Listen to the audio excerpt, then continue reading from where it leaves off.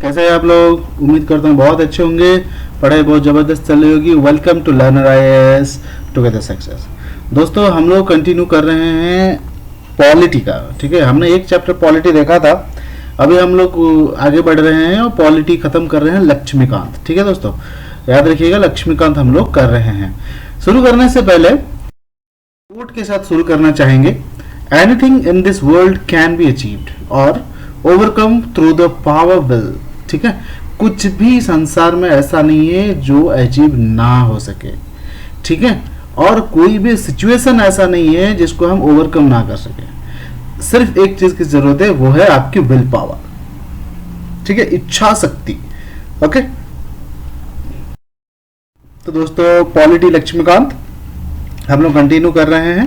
ठीक है, लोग देखेंगे चैप्टर नंबर 2। पहले हमने देखा था historical background of the constitution. हमने देख लिया था किस तरह से वो हुआ, बना, क्यों जरूरत पड़ी, एक्सेट्रा। आज हम लोग देखेंगे इसकी जो मेकिंग प्रोसेस, ये कैसे बना। एक्चुअली ये हमने बहुत अच्छे से देखा है, हिस्ट्री में भी हमने देखा था।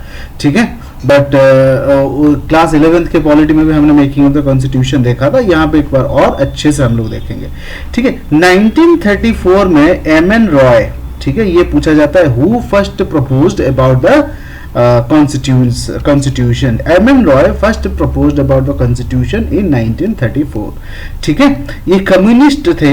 ठीक है, जिन्होंने कहा था कि हमें एक रूल बुक की जरूरत है जो सब मान के चले, है कि नहीं। तो एम.एन. रॉय पहले इंसान थे जिन्होंने ये प्रपोज किया कि हमें कॉन्स्टिट्यूशन की जरूरत है। ठीक है, in 1935 Indian National Congress INC for the first time officially demanded a constitute assembly to frame the constitution of India. ठीक है, 1935 में, उसके तुरंत बाद एक साल के, इंडियन नेशनल कांग्रेस जो है हमारा, उसने डिमांड किया कि हमें जो है कॉन्स्टिट्यूशन की जरूरत है, हमें कॉन्स्टिट्यूशन फ्रेम करने के लिए कॉन्स्टिट्यूएंट असेंबली बनाने की अनुमति दी जाए। In 1938, Jawaharlal Nehru, on behalf of Indian National Congress, declared that the Constitution of Free India must be framed without outside interference by a Constituent Assembly elected on the basis of adult franchising. ठीक है, 1938 में जवाहरलाल नेहरू ने कहा हमारे स्वतंत्र भारत में विदेशियों के हस्तक्षेप के बिना कॉन्स्टिट्यूट असेंबली जो कि इलेक्टेड होगी वो फ्रेम करेगी, है या नहीं। उन्होंने ये कहा 1938 में। ठीक है, the demand was finally accepted in the principle by the British government in what is known as the August offer of 1940। ठीक है, ये डिमांड एक्सेप्ट कर लिया गया विद सम क्या बोलेंगे, शर्त। ठीक है, ऑगस्ट ऑफर उसको कहा जाता है 1940 का। ठीक है, इन 1942 सर स्टैफोर्ड क्रिप्स, ठीक है, या member of cabinet, came to India with draft proposal of the British government on the framing of the independent constitution to be adopted after the world war 2। ठीक है, उस समय वर्ल्ड वॉर 2 चल रहा था। उन्होंने यही कहा कि हाँ, सब कुछ हम आपको दे देंगे, इंडिपेंडेंट कॉन्स्टिट्यूशन आप बना लीजिए, कोई दिक्कत नहीं है, बस वर्ल्ड वॉर 2 के बाद, और वर्ल्ड वॉर 2 में आपके लोग हमारी तरफ से लड़ेंगे। ठीक है, the Cripps proposal were rejected by the Muslim League which wanted India to be divided into 2 autonomous state with 2 separate constituent assembly. ठीक है, बट इसको मुस्लिम लीग ने मना कर दिया। मुस्लिम लीग का तो एक ही पकड़ा हुआ था कि भैया आप जो पाकिस्तान बनाओ सबसे पहले हमें अलग करो। ठीक है, फिर उसके बाद इंडिपेंडेंट हम अपना बनाएंगे, आप अपना बनाओ। ठीक है, finally a cabinet mission was sent to India while it rejected the idea of 2 constituent assemblies. It put forth scheme for the constituent assembly which more or less satisfied the Muslim League. ठीक है, फिर वो वापस चले गए और दोबारा आए सेपरेशन के साथ। ठीक है, composition of constitute assembly, constitute जो कि बनाने वाला था उसकी वो कैसे बना। ठीक है, उसके क्या क्या कौन कौन थे, कैसे हुए, etcetera. Constitute assembly was constituted in November 1946।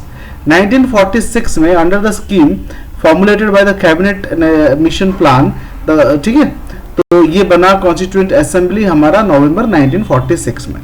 The feature of the scheme क्या था, जो ये किसके तहत बना, कैबिनेट मिशन प्लान के तहत इस असेंबली को फॉर्म किया गया। इसमें क्या फीचर थे, the total strength of the constituent assembly was 389। ये पूछा जाता है what was the total strength of the constituent assembly framed for making of the constitution, that is 389। याद रखिएगा 389 ऑफ दीज, उसमें से 296 seats were allotted to British India, ठीक है, and 93 seats to the princely states, ठीक है, out of, ठीक है, तो out of 296 seats allotted to the British India, 292 members were to be drawn from the 11 governors provinces and 4 from the 4 chief commissioners provinces, 1 from each, ठीक है, इसको याद रखिएगा, ये बहुत इंपॉर्टेंट है। Each province and princely state, ठीक है, were to be allotted seat in proportion to their respective population, ठीक है, पॉपुलेशन के हिसाब से उनको सीटें मिलती थी, ठीक है। Roughly 1 seat was to be allotted for every million population, 1 million population के लिए 1 सीट अलॉट होता था। Seats allotted to each British province were to be divided among 3 principal communities, Muslim, Sikh and General, ठीक है, तो 3 चीजों में बढ़ता था। तो सीट अलॉटेड था ब्रिटिश प्रोविंसेस को, उसको 3 भाग में बांटा जाता था, ठीक है, एक मुस्लिम, एक सिख और एक जनरल पॉपुलेशन, ठीक है, in proportion to their population. 4th point क्या था, the representatives of each community were to be elected by the member of community in the provincial legislative assembly and voting was to be by the method proportional representation by means of the single transferable vote, ठीक है। Representatives of princely states were to be nominated by the head of princely states, ठीक है, तो representative of the princely states were to be nominated by the head of the princely state, वहां पे जो राजा होगा वही उसको नॉमिनेट करेगा, ठीक है। And thus, it is thus clear that Constituent Assembly was to be the partly elected and partly nominated body. ये पूछा जाता है, is the Constituent Assembly is completely elected? No, it's partly elected and partly nominated. Okay, चलिए, moreover, the member were to be indirectly elected by the member of the provincial assembly, who themselves were elected on the limited franchise. The election to the Constituent Assembly, ठीक है, were held in July to August 1946, ठीक है। In Indian National Congress won 208 seats, the Muslim League is 73 seats, and small group of the independent got the 15 seats. However, the 93 seats allotted to the princely states were not filled as they decided to stay away from the Constituent Assembly, है कि नहीं। तो normally जो British India में था उसमें से majority तो कांग्रेस ले ली, ठीक है, और 73 सीट्स मुस्लिम को मिली और 15 सीट इंडिपेंडेंट्स को, और प्रिंसली स्टेट्स को जो तो 93 सीट्स अलॉट हुए थे, उन्होंने कहा हमें इस पे जो है इस पे पार्टिसिपेट करना ही चाहिए, कॉन्स्टिट्यूशन हमें चाहिए नहीं। Although the Constituent Assembly was not directly elected by the people of India on the basis of the adult franchise, the assembly comprised representatives of all sections of Indian society: Hindu, Muslim, Sikhs, Parsis, Anglo-Indians, Indian Christians, SCs, STs, including women of all, ठीक है। हालांकि direct election नहीं होता था constituent assembly के लिए, but इनमें सब लोगों की रिप्रेजेंटेशन था, ठीक है।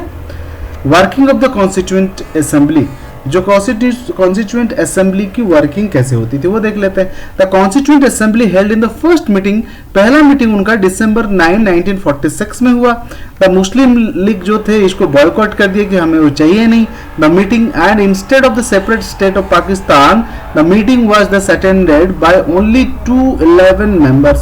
389 थे, 389 कॉन्स्टिट्यूएंट असेंबली मेंबर्स जो है वो अलॉट हुए थे, ठीक है, बट उन्होंने 211 मेंबर ही इसको अटेंड किए। Doctor Sachchidananda Sinha, the oldest member, was elected as the temporary president of the assembly following the French practice, ठीक है। उस समय जो पहला मीटिंग हुआ था, सबसे पहले मीटिंग में प्रेसिडेंट कौन बने, डॉक्टर सच्चिदानंद सिन्हा बने थे, क्योंकि वो ओल्डेस्ट मेंबर थे उस कॉन्स्टिट्यूएंट असेंबली का, इसलिए उनको बनाया गया था। लेटर राजेंद्र प्रसाद जो थे, सबसे पहले doctor Rajendra Prasad were elected as the president of the assembly. Similarly both H.C. Mukherjee and V.T. Krishna Krishnamachari जो थे were elected as the vice president of the assembly. In other word assembly had 2 vice president. ठीक है, assembly में 2 vice president, 1 president हुआ करते थे. सबसे पहले डॉक्टर सच्चिदानंद सिन्हा को बनाया गया था ड्यू टू द एल्डर, क्योंकि उस समय कोई इलेक्टेड प्रेसिडेंट नहीं था. First elected president of the constituent assembly was doctor Rajendra Prasad और with 2 vice president doctor H.C. Mukherjee and V.T. Krishnamachari. ठीक है. ऑब्जेक्टिव रेजोल्यूशन, ये बहुत बार क्वेश्चन पूछा गया था. Who passed objective resolution, who proposed about the objective revolution. Objective resolution जो है वो जवाहरलाल नेहरू ने कहा था.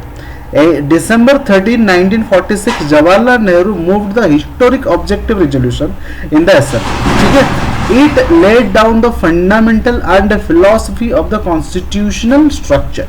इन ऑब्जेक्टिव रिजोल्यूशन था क्या? ऑब्जेक्टिव रिजोल्यूशन में जवाहरलाल नेहरू ने एक फिलोसॉफिकल एंड एक कॉन्स्टिट्यूशनल स्ट्रक्चर बताया था. ठीक है. क्या बताया था? This constituent assembly declare its firm and solemn resolve to proclaim India as an independent sovereign republic and to draw up for her future governance a constitution. ठीक है. Wherein the territories that now comprise British India, the territories that have now form the Indian states, and such other part of the India as are outside India, and state as well as other territory as are willing to be constituted into the independent sovereign India shall be a union of them all. And फिर क्या कहता है? Where in the said territories, whether with their present boundary or with such other as may as determined by the Constituent Assembly, and thereafter according to the law of the Constitution shall pose and retain the status of autonomous units together with residuary power and exercise all powers and functions of government and administration save and except such power and functions as are vested in or assigned to the union or as are inherent or implement in the union of resulting therefrom. ठीक है. क्या कहता है? सबसे पहले ये कहता है कॉन्स्टिट्यूट असेंबली कि हम independent India, sovereign India, independent मतलब स्वतंत्र इंडिया, अपनी खुद की कॉन्स्टिट्यूशन हम लोग गवर्नेंस के लिए बना रहे हैं. दूसरी बात कहता है कि जो भी टेरिटरी इंडिया के, ब्रिटिश इंडिया के अंडर आता है वो अब इंडिया बनेगा और एक एक स्टेट बनेंगे. और तीसरे पॉइंट में ये कहता है अगर कोई इंडिया के साथ जुड़ कर रहना चाहता है तो अखंड रूप से हमेशा के लिए रहेगा, है कि नहीं. और कॉन्स्टिट्यूशन के हिसाब से जो एरिया है स्टेट का वो बड़ा हो सकता है, छोटा हो सकता है, according to the law framed in the constitution. ठीक है. फिर क्या कहते हैं? Wherein all power and authority of the sovereign independent India is constituent part and organ of the government derived from the people. ठीक है. ये कहता है कि सोवरेन मतलब इंडिपेंडेंट स्वतंत्र भारत में कॉन्स्टिट्यूशन के पार्ट के हिसाब से गवर्नमेंट पावर जनरल पब्लिक को देती है. ठीक है. wherein shall be guaranteed and secured all the people of India justice. तो ये कॉन्स्टिट्यूशन क्या करेगा? गारंटी करेगा और सिक्योर करेगा हर इंसान को इंडिया में जस्टिस मिले, सोशल इक्वालिटी मिले, इकोनॉमिक मिले, political equality and status opportunity and before the law. Law के सामने सब इक्वल होंगे. फ्रीडम मिलेगा विचार करने का, एक्सप्रेस करने का, बिलीव, फेथ और सिपिकेशन, association and action subject to law and public morality. ठीक है. सबके लिए इंडिपेंडेंस उनको मिलेगा. फिर उसको कहते हैं, फिर वो कहते हैं very inadequate safeguards shall be provided to minorities, backward and tribal areas and depressed and other backward classes. कहते हैं कि minorities हैं, backward classes हैं, tribal areas हैं, depressed हैं, backward है, उन सबको adequate सुरक्षा मिलेगी. ठीक है. whereby shall be maintained the integrity of the territory of a republic and its sovereign right on land, sea and air according to justice and law. civilized nation सबको जमीन, पानी और हवा में इक्वल अधिकार होगा. This ancient land attain its rightful and honored place in the world and make its full and willing contribution to the promotion of the world peace and the welfare of mankind. दुनिया में भारत स्वतंत्र और एक प्राचीन देश के रूप में अपनी वार्ता रखेगी और दुनिया में शांति की बात वो रखेगी. This resolution was unanimously adopted by the Assembly on January 22, 1947 में इसको मान लिया गया असेंबली के द्वारा. It influence the eventual shaping of the constitution through all it's subsequent stages. It modified version from the preamble. इसकी मॉडिफाइड वर्जन को ही preamble बनाया गया अभी के कॉन्स्टिट्यूशन का. ठीक है. Changes by the independent act. Independent act में ये क्या क्या चेंज किया गया. The representatives of the princely state who has stayed away from the constituent assembly gradually joined. ठीक है. जो अलग थे हम अकेले रहेंगे ये करेंगे, धीरे धीरे उन्होंने भी ज्वाइन करना शुरू किया. On April 28, 1947 representatives of 6 states were part of the assembly. ठीक है. 6 लोगों ने ज्वाइन किया.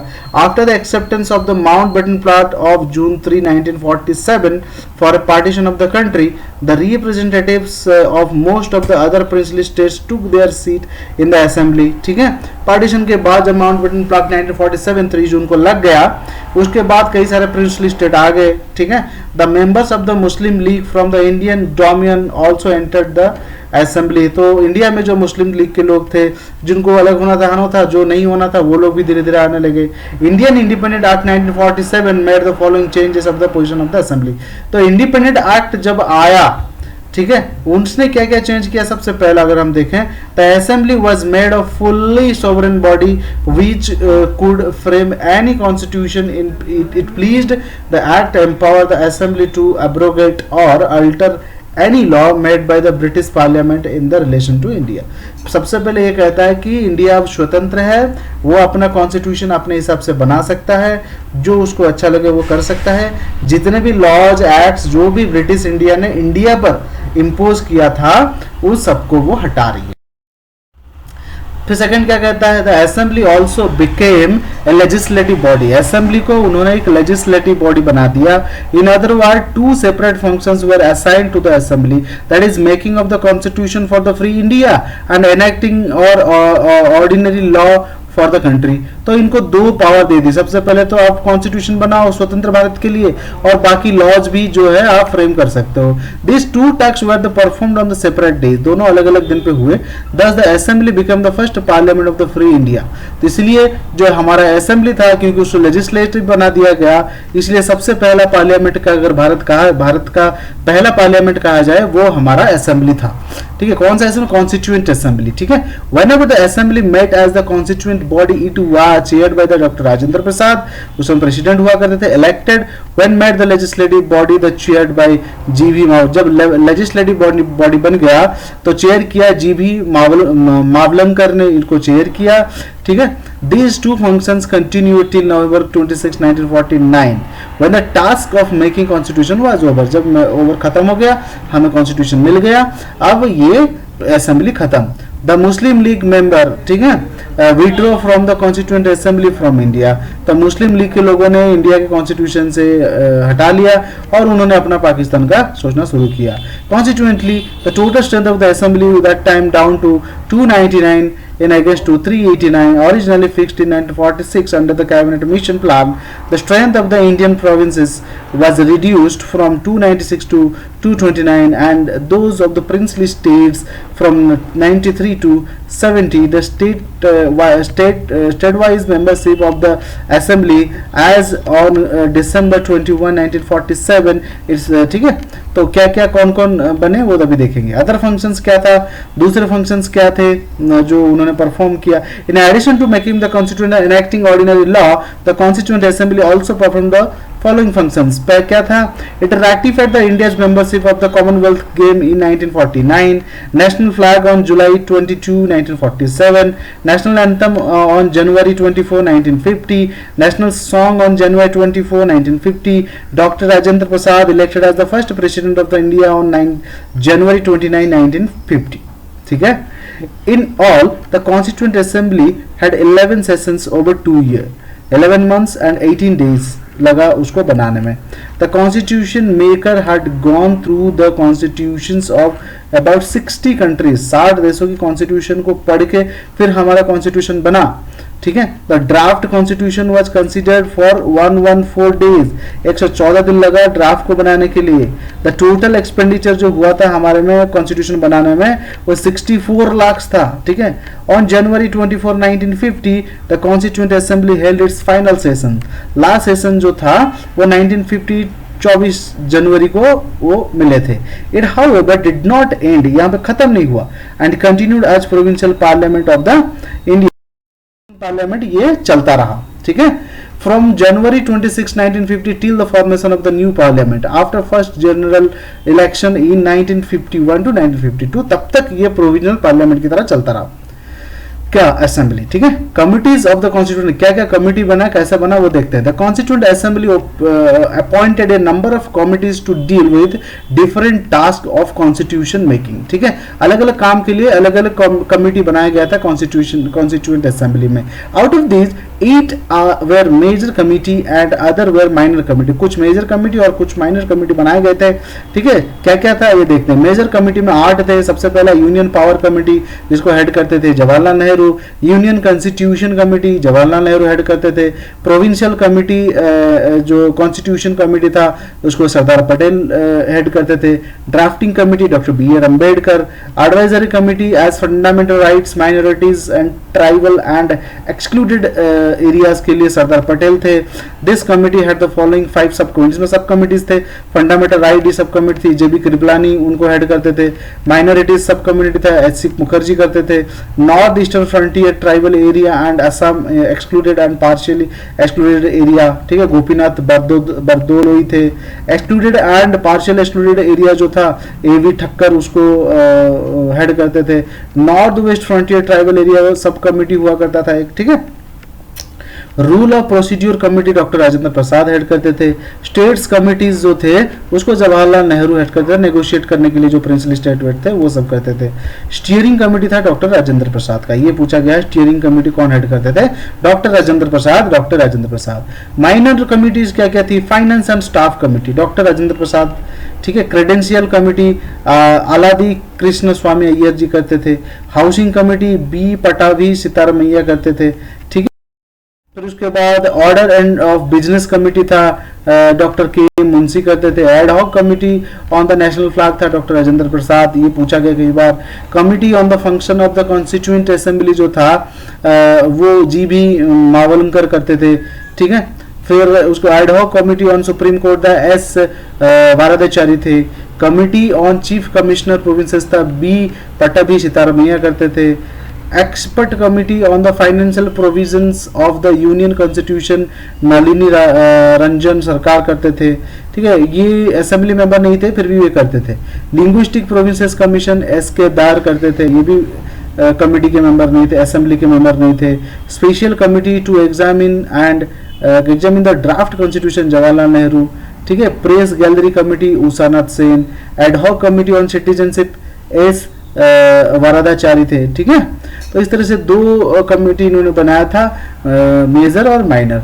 ड्राफ्टिंग कमेटी में कौन क्या करता था, ड्राफ्टिंग कमेटी जो था कॉन्स्टिट्यूएंट असेंबली का बनाने के लिए, तो इसके चेयरमैन तो डॉक्टर अम्बेडकर थे, ठीक है। फिर N गोपाल स्वामी अय्यर थे, आलादी कृष्ण स्वामी अय्यर थे, डॉक्टर MK मुंशी थे, सईद मोहम्मद सदुल्ला थे, N माधवा राव थे, ठीक है। उन्होंने क्या कहता है, he placed BL Mitter who resigned due to ill health, उन्होंने उसको रिप्लेस किया था। TT कृष्णमाचारी थे, इन्होंने DP खैतान को रिप्लेस किया था क्योंकि उनकी डेथ हो गई थी। The drafting committee after taking the consideration of the proposal of the various committee prepare the first draft of the constitution of India which was published in February 1948। सबसे बात करने के बाद सारी कमेटी की बात सुन के फिर उन्होंने पहला ड्राफ्ट बनाया था, ठीक है। The draft committee prepare the second draft उन्होंने बनाया था अक्टूबर 1948 में, पहला फरवरी 48 में, सेकेंड अक्टूबर 48 में। Drafting committee took less than 6 month to time लगा था उनको ड्राफ्ट बनाने में, and sat only for 141 days, 141 दिन में उन्होंने बना के तैयार कर दी। Enactment of the constitution, constitution को अब कैसे एनैक्ट किया गया, लगाया गया। Dr. B.R. Ambedkar introduced the final draft of the Constitution in the Assembly on November 4, 1948, first reading. Assembly had the general discussion of the for 5 days till November 9, 1948.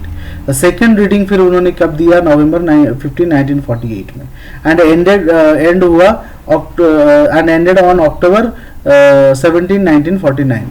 During this stage, as many as 7,658 amendments were proposed and 2,473 were actually discussed in the assembly. ठीक है, तो third reading जो draft का start हुआ नवंबर 14, 1949 में, doctor Ambedkar moved a motion the constitution as settled by the assembly by passed. ठीक है, असेंबली बी पास्ट.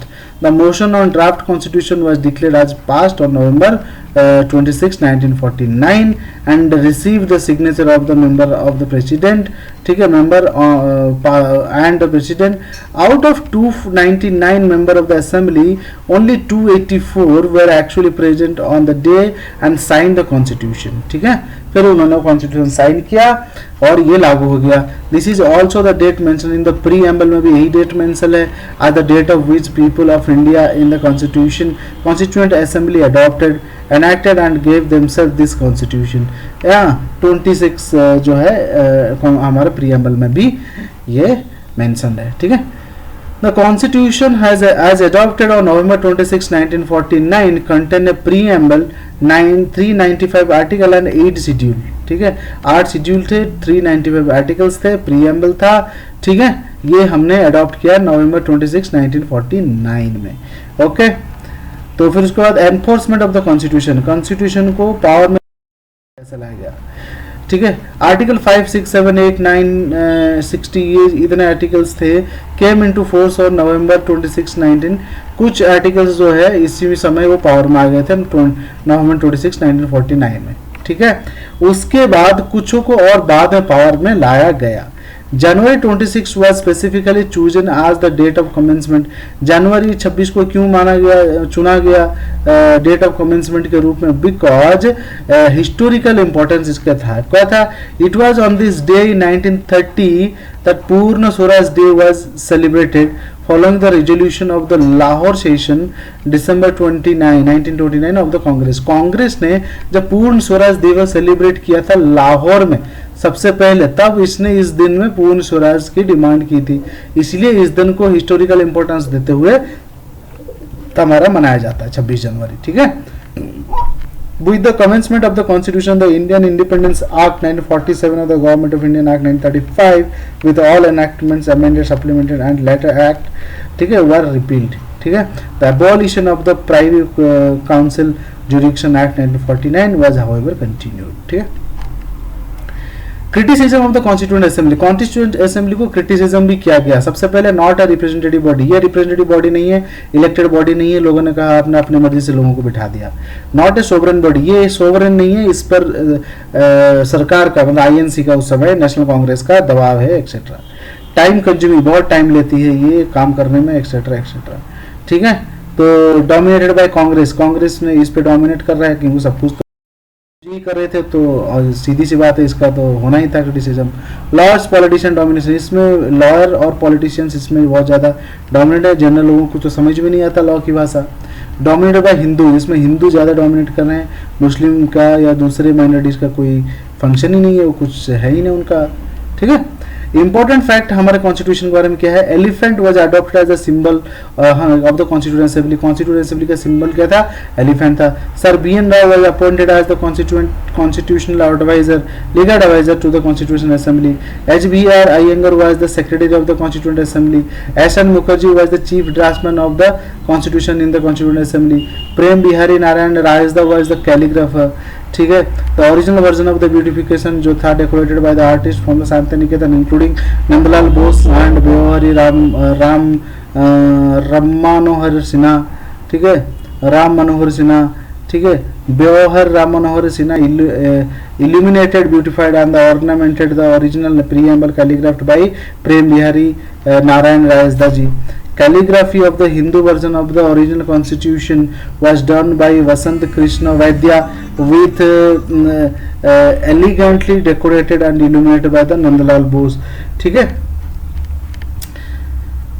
ठीक है। Allocation of the seat of the constitution assembly of India, British India को 292 सीट मिले थे, प्रिंसली स्टेट्स जो थे India के उनको 93 सीट्स मिले थे, ठीक है। फिर उसके बाद अगर हम देखें चीफ कमिश्नर प्रोविंसेस को जो थे वो 4 सीट मिले थे, टोटल 389 सीट्स थी, ठीक है। रिजल्ट क्या था, कांग्रेस को 208 मिले, मुस्लिम लीग को 73 मिले, यूनियनिस्ट पार्टी को 1 मिला, यूनियनिस्ट मुस्लिम्स को 1 मिला, यूनियनिस्ट शेड्यूल कास्ट को 1 मिला।